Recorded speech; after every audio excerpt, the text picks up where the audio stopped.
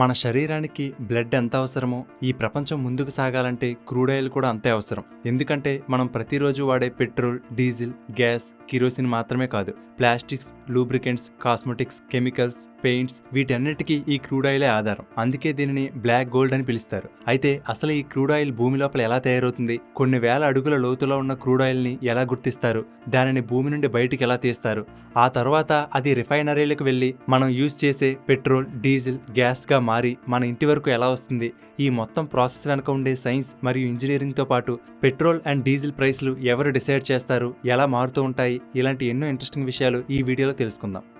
ముందుగా అసలు crude oil అంటే ఏంటి, అది ఎలా తయారవుతుందని చూద్దాం. డైనోసార్ల కాలం కంటే ముందు నుండి, అంటే కొన్ని లక్షల సంవత్సరాల క్రితం సముద్రాలలో జీవించిన ఆల్గే, బ్యాక్టీరియా, చిన్న చిన్న జీవులు, అలాగే సముద్రాల్లో పెరిగే మొక్కలు, ఇతర జంతువులు చనిపోయిన తర్వాత సముద్రపు అడుగు భాగానికి చేరుకుంటాయి. కొంతకాలానికి వాటిపై ఇసుక, మట్టి, బురద పొరలుగా పేరుకుపోతాయి. ఆ తర్వాత భూమి లోపల పొరల నుండి వచ్చే విపరీతమైన వేడి, అలాగే పైన పేరుకుపోయిన మట్టి పొరల బరువు వల్ల ఏర్పడే ఒత్తిడి కారణంగా ఆ అవశేషాలు కెరోసిన్ అనే పదార్థంగా మారుతుంది. అది ఇంకా ఎక్కువ కాలం గడిచే కొద్దీ అక్కడ ఉండే ఉష్ణోగ్రతను బట్టి ఈ కెరోసిన్ అనేది క్రూడ్ ఆయిల్గా కానీ లేదా న్యాచురల్ గ్యాస్గా కానీ మారుతుంది. అంటే ఈ రోజు మనం వాహనాల్లో ఉపయోగిస్తున్న ఫ్యూయల్ అనేది వందలు వేలు కాదు, కొన్ని లక్షల సంవత్సరాల క్రితం భూమిపై జీవించిన జీవుల అవశేషాల నుండి ఏర్పడింది. అయితే ప్రపంచంలో దొరికే క్రూడ్ ఆయిల్ అంతా ఒకేలా ఉండదు. దీనిలో light crude oil, heavy crude oil అనే రెండు రకాలుంటాయి. లైట్ క్రూడ్ ఆయిల్ పల్చగా ఉండి ప్రాసెస్ చేయడానికి ఈజీగా ఉంటుంది. దీని నుండి పెట్రోల్, డీజిల్ వంటి విలువైన ఫ్యూయల్స్ ఎక్కువగా తీయవచ్చు. అందుకే దీనికి మార్కెట్లో డిమాండ్ ఎక్కువ. మరి కొన్ని చోట్ల చాలా చిక్కగా తారులా ఉండే క్రూడ్ ఆయిల్ ఉంటుంది. దీనిని హెవీ క్రూడ్ ఆయిల్ అంటారు. దీనిని రిఫైన్ చేయడం చాలా కష్టం. దీని నుండి రోడ్స్ వేయడానికి ఉపయోగపడే బిటుమెన్ వంటివి ఎక్కువగా వస్తాయి. అయితే ఇప్పుడు ఎక్కడో భూమి లోపల ఉండే క్రూడ్ ఆయిల్ని కనిపెట్టడం ఎలాగో చూద్దాం. భూమి లోపల ఉండే క్రూడ్ ఆయిల్ని కనిపెట్టడం చాలా కష్టం. దీనికోసం జియాలజిస్టులు సెస్మిక్ టెస్ట్ అనే పద్ధతిని ఉపయోగిస్తారు. ఇది మన శరీరానికి చేసే అల్ట్రాసౌండ్ స్కానింగ్ లాంటిది. దీనిలో భాగంగా భూమి లోపలికి పవర్ఫుల్ సౌండ్ వేవ్స్ని పంపిస్తారు. ఈ వేవ్స్ భూమి లోపలి పొరల వరకు వెళ్లి వాటిని తాకి అక్కడ నుండి తిరిగి వస్తాయి. ఈ రిఫ్లెక్ట్ అయిన వేవ్స్ని భూమి పైన ఉండే సెన్సార్లు రికార్డ్ చేస్తాయి. ఈ డేటా ఆధారంగా సూపర్ కంప్యూటర్లు భూమి లోపల ఉన్న లేయర్స్ యొక్క 3D మ్యాప్ని క్రియేట్ చేస్తాయి. ఎక్కడైనా ఆయిల్ లేదా గ్యాస్ నిల్వలు ఉండే అవకాశం ఉందా లేదా అనేది ఈ మ్యాప్ ద్వారా గుర్తిస్తారు. అక్కడ ఆయిల్ ఉండే అవకాశం ఉందని అనిపిస్తే అక్కడ భారీ డ్రిల్లింగ్ రిగ్లను ఏర్పాటు చేస్తారు. కొన్ని వందల స్టీల్ పైపులను ఒకదానికొకటి అటాచ్ చేస్తూ భూమి లోపలికి డ్రిల్లింగ్ చేస్తారు. ఇది రెండు రకాలుగా ఉంటుంది. సముద్రాల మధ్యలో రిగ్ని ఏర్పాటు చేసి క్రూడ్ ఆయిల్ని ఎక్స్ట్రాక్ట్ చేస్తారు. దీనిని ఆఫ్షోర్ డ్రిల్లింగ్ అంటారు. అదే నేల మీద రిగ్ని ఏర్పాటు చేసి క్రూడ్ ఆయిల్ని ఎక్స్ట్రాక్ట్ చేస్తే దానిని ఆన్షోర్ డ్రిల్లింగ్ అంటారు. ఇలా ఏర్పాటు చేసిన డ్రిల్లింగ్ రిగ్స్ ద్వారా భూమి నుండి క్రూడ్ ఆయిల్ని ఎక్స్ట్రాక్ట్ చేస్తారు. ఇలా ప్రపంచవ్యాప్తంగా ప్రతిరోజు సుమారుగా 10 కోట్ల బ్యారెళ్ల క్రూడ్ ఆయిల్ ఎక్స్ట్రాక్ట్ చేస్తున్నారు. అయితే ఇలా భూమి నుండి ప్యూర్ క్రూడ్ ఆయిల్ రాదు. ఆ క్రూడ్ ఆయిల్తో పాటు గ్యాస్, ఇసుక, వాటర్ ఇవన్నీ కలిసి వస్తాయి. వీటిని ఫిల్టర్ చేసి ఒకవేళ ఆఫ్షోర్ రిగ్ భూమికి దగ్గరగా ఉంటే పైప్ లైన్ ద్వారా, లేదా దూరంగా ఉంటే భారీ ఆయిల్ ట్యాంకర్ల ద్వారా క్రూడ్ ఆయిల్ను ల్యాండ్ దగ్గరకు చేర్చుతారు. ఇక మన దేశం గురించి చూసుకుంటే ప్రపంచంలో ఎక్కువగా క్రూడ్ ఆయిల్ ఇంపోర్ట్ చేసుకుంటున్న దేశాల్లో మన దేశం 3వ స్థానంలో ఉంది. మన దేశానికి అవసరమైన క్రూడ్ ఆయిల్లో దాదాపుగా 83% మనం ఇతర దేశాల నుండి దిగుమతి చేసుకుంటున్నాం.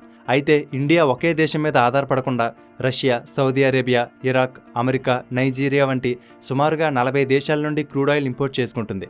ఎందుకంటే ఏదైనా సమస్య వస్తే సప్లై చైన్ దెబ్బతినకుండా ఉంటుంది.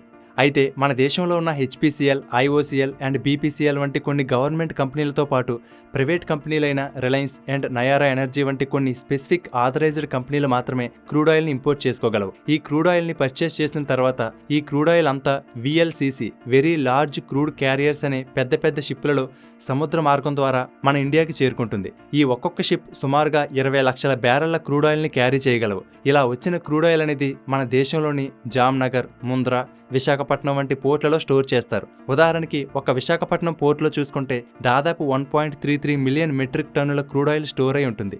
ఇది మన దేశం మొత్తానికి సుమారుగా 9 రోజులకి సరిపడే ఫ్యూయల్. ఈ పోర్ట్లోని స్టోరేజ్ ట్యాంక్స్ నుండి crude oil under ground pipe line ద్వారా రిఫైనరీస్ కి చేరుకుంటుంది.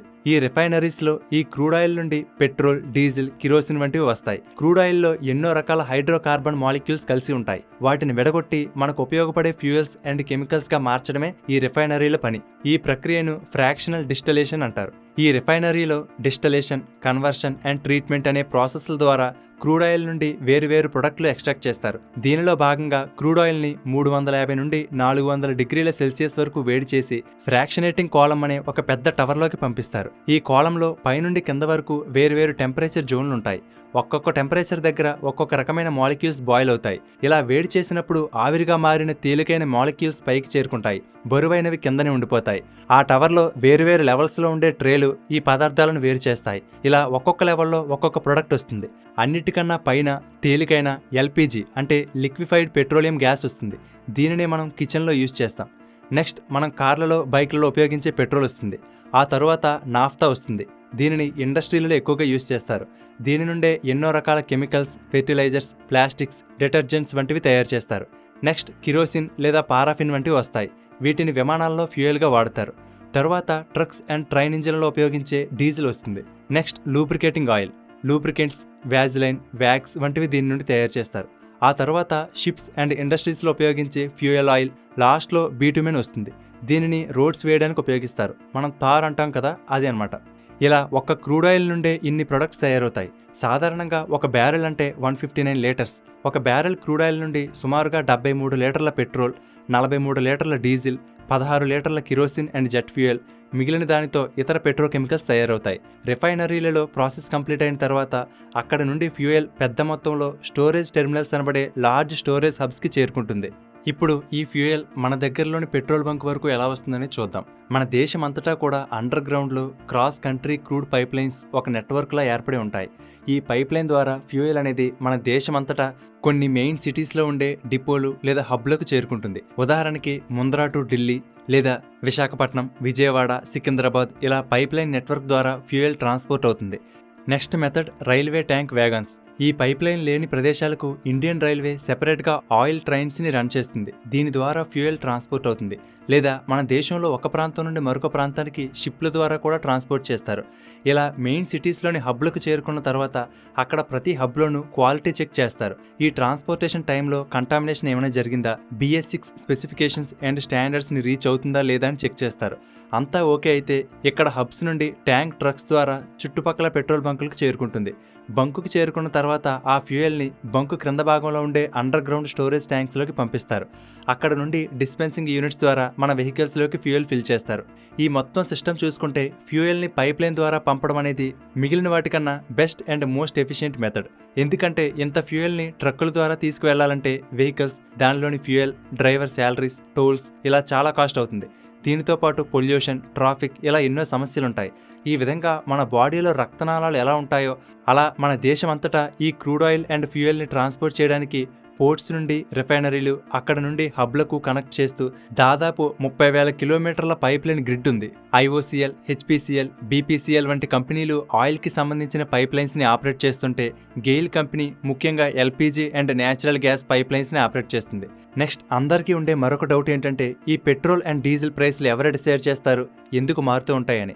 సాధారణంగా మన దేశంలో పెట్రోల్ అండ్ డీజిల్ ప్రైస్ అనేది ఇంటర్నేషనల్ మార్కెట్లో క్రూడ్ ఆయిల్ ప్రైస్లు ఎలా ఉన్నాయి, డాలర్తో పోల్చితే రూపీ వాల్యూ తగ్గిందా పెరిగిందా అనే దానిని బట్టి, సప్లై అండ్ డిమాండ్ని బట్టి ఈ ప్రైస్ మారుతుంది. ఈ ప్రైస్లను మన దేశంలో ఉన్న గవర్నమెంట్ ఆయిల్ మార్కెటింగ్ కంపెనీస్ అయిన Indian oil corporation, Hindustan petroleum, Bharat petroleum కంపెనీలు డిసైడ్ చేస్తాయి. తరువాత ministry of petroleum and natural gas నుండి అప్రూవల్ తీసుకుంటాయి. ఈ పెట్రోల్ అండ్ డీజిల్ ప్రైస్లు కనుక చూస్తే ముందుగా బేస్ క్రూడ్ ఆయిల్ ప్రైస్ ఉంటుంది. ఏ ప్రైస్కి క్రూడ్ ఆయిల్ని కొంటున్నారో అది. ఆ తర్వాత దానికి refinery processing cost, transportation cost add అవుతాయి. దీని మీద OMC కంపెనీలు ప్రాఫిట్ యాడ్ చేసుకుంటాయి. ఇప్పుడు ఏదైతే ప్రైస్ వచ్చిందో ఆ ప్రైస్ మీద central government excise duty add చేస్తుంది. ఇది దేశమంతటా ఒకేలా ఉంటుంది. తరువాత డీలర్స్ కమిషన్ ఉంటుంది. అంటే పెట్రోల్ బంక్స్ కొంతమంది డీలర్షిప్ తీసుకుని పెడతారు కదా, వాళ్ళకి 1 లీటర్ మీద 2 to 4 రూపీస్ ప్రాఫిట్ ఉంటుంది. ఇక్కడతో అయిపోలేదు. ఈ పెట్రోల్ అండ్ డీజిల్ అనేది GST అండర్లో లేదు కాబట్టి వీటికి వ్యాట్, వాల్యూ యాడెడ్ ట్యాక్స్ ఉంటుంది. ఇది రాష్ట్రాలకు సంబంధించింది. స్టేట్ గవర్నమెంట్ డిసైడ్ చేస్తుంది కాబట్టి ఒక్కొక్క స్టేట్కి ఒక్కొక్క వ్యాట్ ఉంటుంది. ఈ వ్యాట్ అనేది ఫ్యూయల్ ప్రైస్లో 20-30% వరకు ఉంటుంది. స్టేట్కి పెట్రోల్ ప్రైస్లో తేడా ఉండడానికి ఇదే కారణం. ఇవన్నీ కలిసి మనకు ఫైనల్గా ఫ్యూయల్ అమ్మే ప్రైస్ వస్తుంది. అయితే ఒకే స్టేట్ అయినప్పటికీ ఒక స్టేట్లోనే ఒక్కొక్క చోట ఫ్యూయల్ ప్రైస్లో కొంచెం తేడా ఉంటుంది. ఎందుకంటే హబ్ నుండి పెట్రోల్ బంక్ ఎంత దూరంలో ఉంది అనే దాన్ని బట్టి, అలాగే స్టేట్ ట్యాక్స్లను బట్టి ప్రతి ఊరిలో ఉన్న పెట్రోల్ బంకుల్లో రేట్లు మారుతూ ఉంటాయి. ఈ చేంజ్ అనేది లీటర్కి 10 పైసల నుండి 15 రూపాయల వరకు కూడా ఉండొచ్చు. మరి మనలాంటి సామాన్యులకి ఏ పెట్రోల్ బంకులో తక్కువ ప్రైస్ ఉంది అని చూసుకోవడం కష్టమే కదా. అందుకే మీకు ఈ విషయంలో హెల్ప్ చేయడానికి ఒక బెస్ట్ యాప్ ఉంది. అదే మార్గనవ్ యాప్. ఈ యాప్ స్పెషాలిటీ ఏంటంటే ఇది కేవలం ప్రైస్ చూపించడం మాత్రమే కాదు, మీ జర్నీకి ఒక మ్యాక్సిమం సేవింగ్ ఇంజిన్లా పనిచేస్తుంది. ఉదాహరణకి మీరు ఒక ఊరు నుండి మరొక ఊరికి వెళ్తున్నారనుకోండి. మీ రూట్లో ఎక్కడ ఫ్యూయల్ ఫిల్ చేస్తే మీకు ఎక్కువ డబ్బులు సేవ్ అవుతాయో ఈ యాప్ ముందే క్యాలిక్యులేట్ చేసి చూపిస్తుంది. అంతేకాదు, మీ జర్నీలో టోల్ ఛార్జెస్ ఎంత అవుతాయి అనేది ముందే తెలుసుకోవచ్చు. ఏ రూట్లో వెళ్తే తక్కువ టోల్తో తక్కువ ఫ్యూయల్తో డెస్టినేషన్ చేరుకోవచ్చు అనేది పక్కాగా ప్లాన్ చేసుకోవచ్చు. ఒకవేళ మీరు సిఎన్జి లేదా ఈవీ వాడుతున్నట్లయితే మీ రూట్లోని సిఎన్జి స్టేషన్స్ మరియు ఈవీ ఛార్జింగ్ పాయింట్స్ని కూడా ఇది చూపిస్తుంది. అలాగే దీనిలో ఫాస్టాగ్ రీఛార్జ్ కూడా చేసుకోవచ్చు. అలాగే డ్రైవింగ్ చేసే వాళ్ళకి ముఖ్యమైనది కంటి చూపు. అందుకే ఈ యాప్లో visual and colour vision test కూడా చేసుకోవచ్చు. మరి ఇంకెందుకు ఆలస్యం, డిస్క్రిప్షన్లో ఇచ్చిన లింక్ మీద క్లిక్ చేసి మార్గనవ్ యాప్ డౌన్లోడ్ చేసుకోండి. మీ ప్రతి జర్నీలో అమౌంట్ సేవ్ చేసుకోండి. ఇక టాపిక్లోకి వెళ్ళిపోతే, ఇప్పటి వరకు మనం పెట్రోల్ అండ్ డీజిల్ వంటి ఫ్యూయల్స్ గురించి చెప్పుకున్నాం కదా. ఇప్పుడు మనం ఉపయోగించే గ్యాస్ గురించి తెలుసుకుందాం. ముందుగా ఎల్పిజి, లిక్విఫైడ్ పెట్రోలియం గ్యాస్. ఇది మనం ముందు చెప్పుకున్నట్లుగా క్రూడ్ ఆయిల్ని రిఫైన్ చేస్తున్నప్పుడు వచ్చే బై ప్రొడక్ట్. దీనిలో ప్రోపేన్ మరియు బ్యూటేన్ గ్యాసెస్ ఉంటాయి. దీనిని హై ప్రెజర్తో సిలిండర్లలో నింపి మన ఇళ్లకు పంపిస్తారు. ఇది గాలి కంటే బరువుగా ఉంటుంది కాబట్టి లీక్ అయితే నేల మీద పేరుకుపోతుంది. ఇది ప్రమాదకరమైంది. Next CNG, compressed natural gas. ఇది భూమి లోపలే క్రూడ్ ఆయిల్ లాగానే తయారైన న్యాచురల్ గ్యాస్ని ప్యూరిఫై చేసి కంప్రెస్ చేసి హై ప్రెజర్ ట్యాంకులలో ఫిల్ చేస్తారు. దీనిని ఎక్కువగా వెహికల్స్లో యూజ్ చేస్తారు. ఇక మూడవది పిఎన్జి, పైప్డ్ న్యాచురల్ గ్యాస్. ఇది కూడా న్యాచురల్ గ్యాసే, కాకపోతే ఇది డైరెక్ట్గా పైప్ లైన్ నెట్వర్క్ ద్వారా మన ఇంటికి వస్తుంది. ఇందులో ప్రధానంగా మీథేన్ ఉంటుంది. పిఎన్జి అనేది గాలి కంటే తేలిగ్గా ఉంటుంది కాబట్టి లీక్ అయినా వెంటనే గాలిలో కలిసిపోతుంది. అందుకే ఇది ఎల్పిజి కంటే సేఫ్. ఒకవేళ న్యాచురల్ గ్యాస్ని చాలా తక్కువ టెంపరేచర్ దగ్గర, అంటే -162°C వద్ద లిక్విడ్ స్టేట్లోకి మార్చితే దానిని ఎల్ఎన్జి, లిక్విఫైడ్ న్యాచురల్ గ్యాస్ అంటారు. దీనిలో భాగంగా న్యాచురల్ గ్యాస్ వాల్యూమ్ని 600 రెట్ల వరకు తగ్గిస్తారు. దీనివల్ల సేఫ్గా, ఎఫిషియెంట్గా ట్రాన్స్పోర్ట్ చేయవచ్చు. దీనిని పవర్ జనరేషన్ అండ్ ఇండస్ట్రీస్లో ఎక్కువగా ఉపయోగిస్తారు. చివరగా, ఇలా కొన్ని లక్షల సంవత్సరాల క్రితం భూమి లోపలి పొరల్లో మొదలైన క్రూడ్ ఆయిల్ ప్రయాణం మన వాహనాల్లో ఫ్యూయల్గా మారి, మన వంటింట్లో ఎనర్జీగా మారి మన జీవితాలను ముందుకు నడిపిస్తుంది. మరి ఇలాంటి ఫ్యూయల్ని పొదుపుగా, జాగ్రత్తగా వాడడం మన అందరి బాధ్యత.